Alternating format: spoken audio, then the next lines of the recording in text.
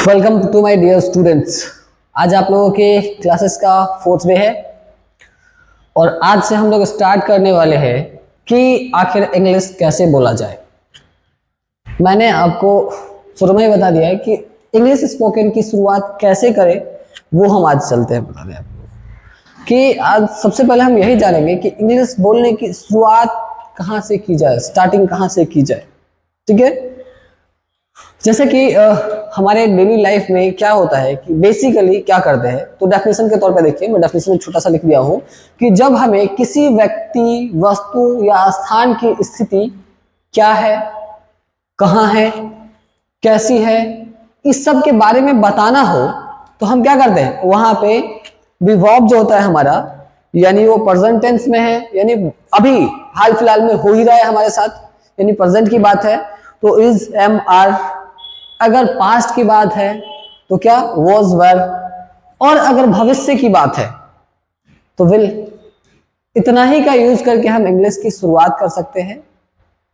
तो हम स्टार्ट करना से पहले आपको बता देते हैं कि इस पूरे जो हमारे डेली लाइफ में इंग्लिश बोलने की शुरुआत जो होगी वो कितने प्रकार के वाक्य से, कितने प्रकार के समयों से होगी। तो हमने पहले ही बताया आपको कि ये समय 3 हो सकते हैं, या तो वर्तमान हो सकते हैं, या तो भूत हो सकते हैं, या तो भविष्य हो सकते हैं। मतलब प्रेजेंट जो भी चल रहा है, पास्ट जो खत्म हो चुका है, और जो होएगा वो फ्यूचर।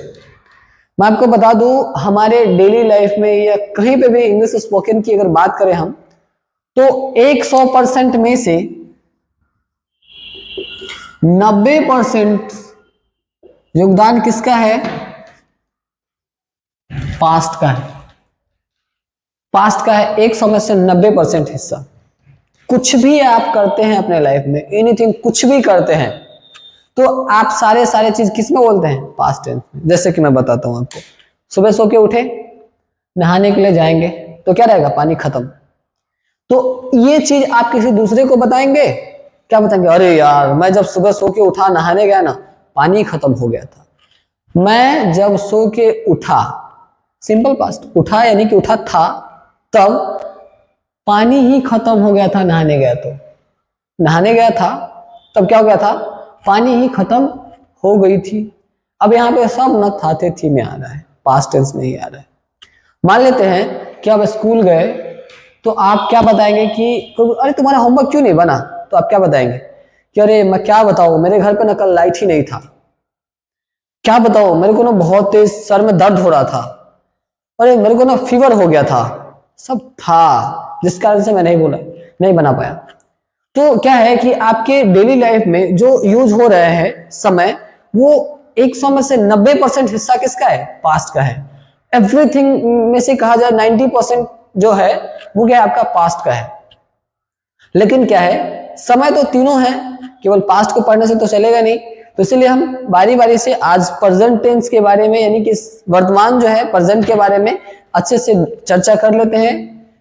ये टेंस नहीं है, याद हमेशा रखिएगा कि टेंस नहीं है, ये आपके इंग्लिश की शुरुआत है। टेंस अगर पढ़ना ही है तो मैं आपको पढ़ाऊंगा, चलिए भाई, जैसे कि मैंने प्रॉमिस करा है आप लोगों से कि आपको स्पोकन भी देता हूँ, ग्रामर भी देता हूँ। मेरे पास समय का थोड़ा सा प्रॉब्लम है, इसके लिए सबसे पहले स्पोकन को खत्म कर लेते हैं। 60 डेज का है ये, 60 दिन में ये खत्म हो जाएगी। तो उसके जस्ट बाद हम लोग ग्रामर को स्टार्ट करेंगे। ग्रामर में आपको एक से एक डीप लेवल तक का नॉलेज दी जाएगी, ताकि आपको डेली लाइफ से लेकर के, आपके इंटरव्यू से लेकर के, और स्कूल कॉलेज जो भी है, सारे के लिए आप लोगों को क्या हो कि अच्छा हो, थोड़ा सा बहुत ज्यादा हेल्पफुल हो, तो चलेंगे।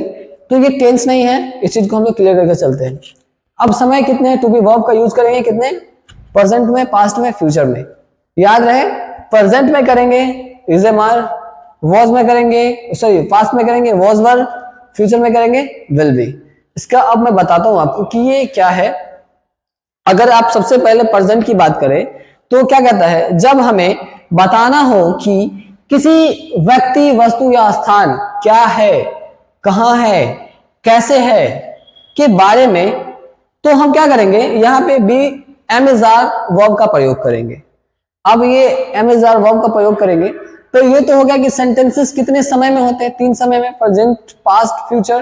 तो प्रेजेंट की चर्चा की है, तो प्रेजेंट की चर्चा करें हम, तो आपको बताते हैं प्रेजेंट में या पास्ट में या फ्यूचर में सेंटेंसेस कितने प्रकार के बन सकते हैं अकॉर्डिंग टू स्पोकन के हिसाब से सेंटेंसेस कितने प्रकार के बन सकते हैं। तो देखिए, एक तो होता है सिंपल, एक होता है नेगेटिव, इंट्रोगेटिव नेगेटिव, और इसको WH सेंटेंस बोलते हैं, क्वेश्चन सेंटेंस। या फिर मैं आपको बताऊं, स्पोकन का ही एक टूल्स देने वाला हूं मैं आपको। मैं अभी एक ऐसे टेक्निक की बात करने वाला हूं, ताकि अभी तक आप अपने लाइफ में ना ही तो सुने होंगे और ना ही जानते होंगे। आपको इंग्लिश, मैं कहता हूं चुटकी बजाओ और देखो कैसे कैसे पूरा का पूरा आ जाएगा। एक टेक्निक है, जिस टेक्निक का नाम है डी टेक्निक। मैं अभी आप लोगों के बीच इस टेक्निक का यूज करके बताऊंगा, और दुनिया का कोई सा भी सेंटेंसेस ले आओ, चाहे प्रेजेंट का हो, चाहे पास्ट का हो, चाहे फ्यूचर का हो, चाहे मॉडल का हो, कुछ भी हो, एनीथिंग। एक मिनट तो मैंने बहुत बोल दिया मैंने, मिनट उसके अंदर ही बन जाना है। बट क्या है कि अभी हमें स्टार्टिंग करनी है, तो हम स्टार्टिंग को लेकर के चलते हैं, देखते हैं अगर सेशन लंबा चला आपका तो फिर डी टेक्निक को मैं कल बताऊंगा। वो एक ऐसा टेक्निक है ना, मैं बता रहा हूँ कि अभी तक आप लोग शायद ही सुने होंगे इसके बारे में, या सुने भी नहीं होंगे, और आप लोग देखिएगा तो आई थिंक आप लोगों को मजा आ जाएगा एकदम, ऐसा ताकि लगेगा कि हाँ भाई कुछ न्यू है। चलिए, अगर मैं बात करूं सेंटेंसेस की सिंपल की, तो यहाँ पे सिंपल में आता है subject plus am is are plus में ऑब्जेक्ट। अब यहाँ पे कहेंगे सर वर्ब नहीं है, वर्ब क्यों रहेगा? हमें कोई काम थोड़ी ना करवाना है, हमें बोलना है इंग्लिश, तो उसमें काम की क्या जरूरत है? जैसे मैं आपको बताऊं कि वह एक लड़का है, इसमें कोई काम है क्या? वो एक लड़का है, वो चोर है, हम लोग विद्यार्थी है, कोई काम हो रहा है? नहीं, बट डेली लाइफ में जो यूज हो रहा है स्टार्टिंग वे में ऐसे ही कर रहे हैं ना। तो ये सिंपल सेंटेंसेस है। जैसे कि मैं एक स्टूडेंट हूं, तो आई am a student, I am a student, object हो गया स्टूडेंट। हम लोग एक विद्यार्थी है, वी आर स्टूडेंट्स, वह एक विद्यार्थी है, तो क्या ही इज अ स्टूडेंट, है ना। तो इज एम आर का यूज हम ऐसे करके करेंगे, इसमें वर्ब का आना नहीं है, वर्ब नहीं लाना है आपको। तो ये हमेशा याद रखेंगे कि ना ही ये टेंस है और ना ही इसमें वर्ब आ रहा है, ठीक है। बट ऐसे ही सेंटेंसेस आएंगे आपका नेगेटिव, जिसमें नहीं लगा होगा। जैसे कि अगर कहे क्या कि मैं एक विद्यार्थी हूं, so I am a student, but अगर हम ये चीज कहे इसकी नेगेटिव कि मैं एक विद्यार्थी नहीं हूं, तो क्या हो जाएगा structure? I am not a student, interrogative, इसको यस नो सेंटेंस भी बोलते हैं। यानी कि ये एक क्वेश्चन पूछने वाला सेंटेंस है जिसका आप आंसर केवल यस या नो में देते हैं, इसीलिए इस सेंटेंस को हम लोग इंट्रोगेटिव सेंटेंस या आप यस नो सेंटेंस भी बोल सकते हैं इसको। जैसे कि मैं अगर पूछूं इससे कि एम आई अ बॉय, क्या मैं एक लड़का हूं? तो अगर होऊंगा तो क्या कहेगा यस, और नहीं तो नो। कुछ भी ले लेंगे इन सेंटेंस के थ्रू और उससे पूछेंगे। ये क्वेश्चंस है जिसका आंसर यस या नो में होता है, इसीलिए इसको इंट्रोगेटिव सेंटेंस कहिए या फिर आप यस नो सेंटेंस कह सकते हैं। इसको क्वेश्चंस पूछे जाते हैं और इसका आंसर यस और नो में होता है। सो इसके बाद आता है इंट्रोगेटिव नेगेटिव। सो इंट्रोगेटिव का मतलब भी आपको पता हो गया कि क्या होता है, इसमें क्वेश्चंस पूछे जाते हैं जिसका आंसर यस या नो में होता है, और नेगेटिव का मतलब भी पता हो गया आपको क्या, कि इसका आंसर नहीं में होता है, ठीक है। तो इसमें अगर बात करो, जैसे कि मैं बोल रहा था कि मैं एक लड़का हूं, तो इसका इंट्रोगेटिव क्या बनाया हूं, क्या मैं एक लड़का हूं, ये इंट्रोगेटिव है। लेकिन इंट्रोगेटिव नेगेटिव में क्या हो जाएगा, क्या मैं एक लड़का नहीं हूं, क्या मैं एक लड़का नहीं हूं, क्या मैं एक लड़का नहीं हूं। सो लगा देंगे क्या, am I not a boy, am I not a boy, मतलब एम हो गया जो आई के साथ लगेगा, सब्जेक्ट आई हो गया, नॉट अ प्लस में ऑब्जेक्ट क्या है बॉय, तो क्या हो गया am I not a boy. क्या वह चालाक नहीं है, क्या वह चालाक नहीं है, इंट्रोगेटिव नेगेटिव, क्या वह चालाक नहीं है। That simple. मैं आपको बताऊं कि अगर ऐसे नहीं आता आपको तो ये तो बना सकते हो कि ही इज क्लेवर, वह चालाक है, इज को पहले ले आओ तो क्या हो जाएगा, क्या वह चालाक नहीं है, तो is he not a clever, क्या वह एक इंटेलिजेंट आदमी नहीं है, बुद्धिमान आदमी नहीं है? तो बुद्धिमान को क्या बोलते हैं? Intelligence, not intelligent. इंटेलिजेंट मतलब तेज, इंटेलिजेंस मतलब बुद्धिमान। तो अगर कहें क्या वह एक बुद्धिमान आदमी नहीं है, तो क्या हो जाएगा? Is he not a intelligence man. तो इस प्रकार से। अब उसके बाद आते हैं हम WH में। WH सेंटेंस जो होते हैं वो एक्सप्लेशन सेंटेंसेस होते हैं क्वेश्चन को लेकर के, लेकिन इसका आंसर आप एक्सप्लेन कर सकते हैं।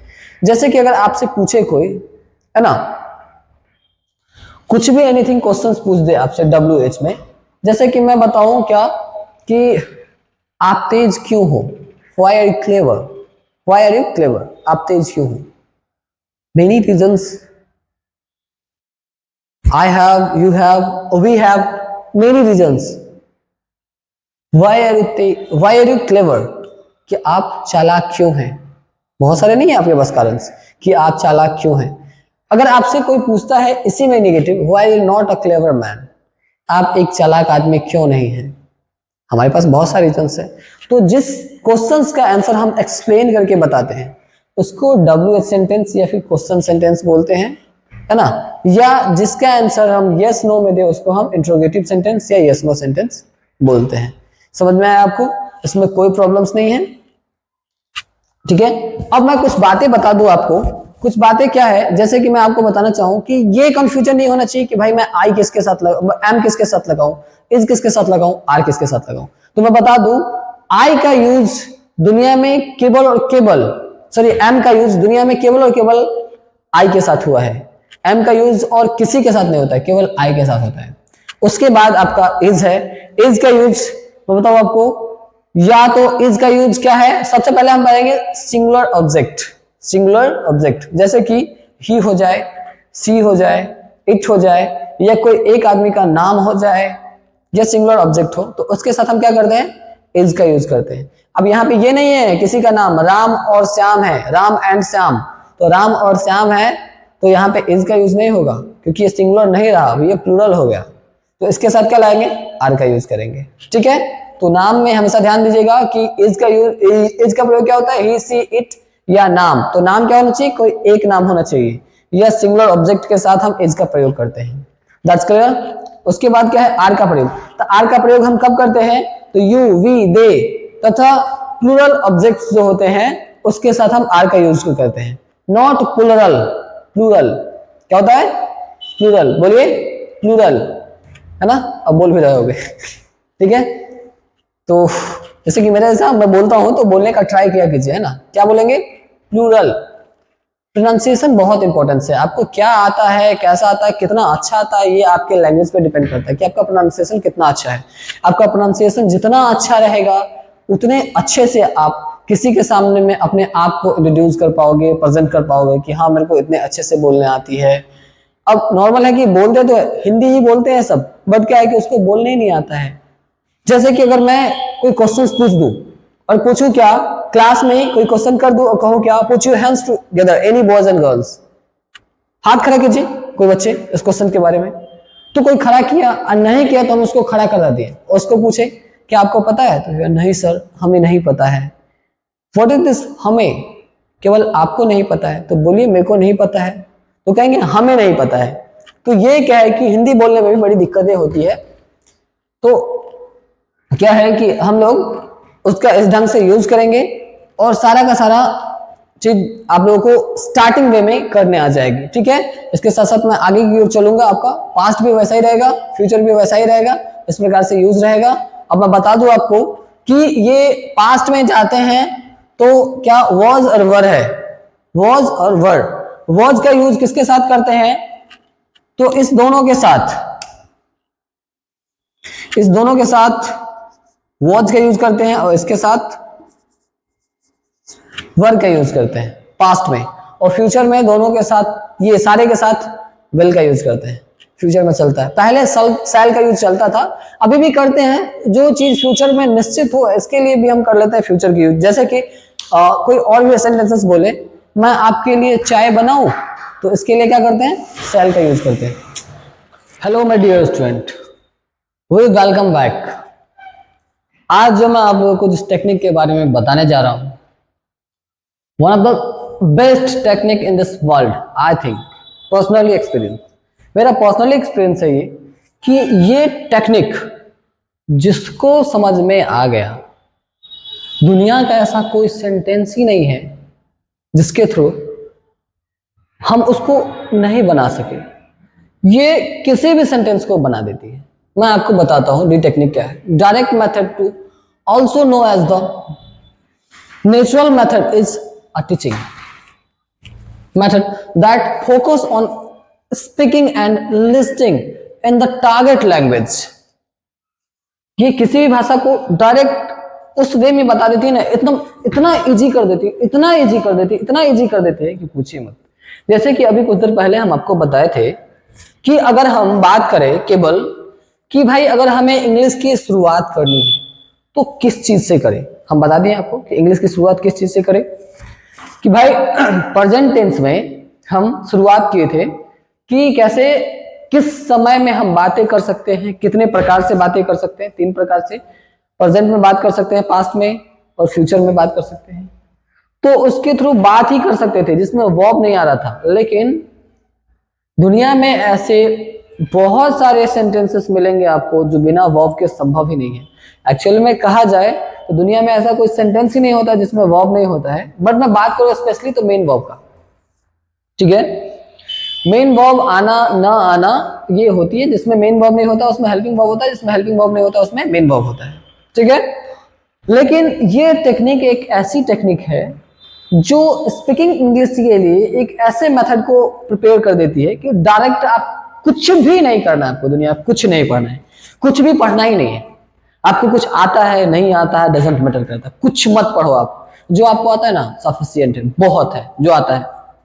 बशर्ते एक चीज है कि आपके पास एक वर्ड होना चाहिए। वर्ड नहीं, जो वर्ड मैंने याद किया ना उसी से बन जाएगा, उसी से ही बन जाएगा।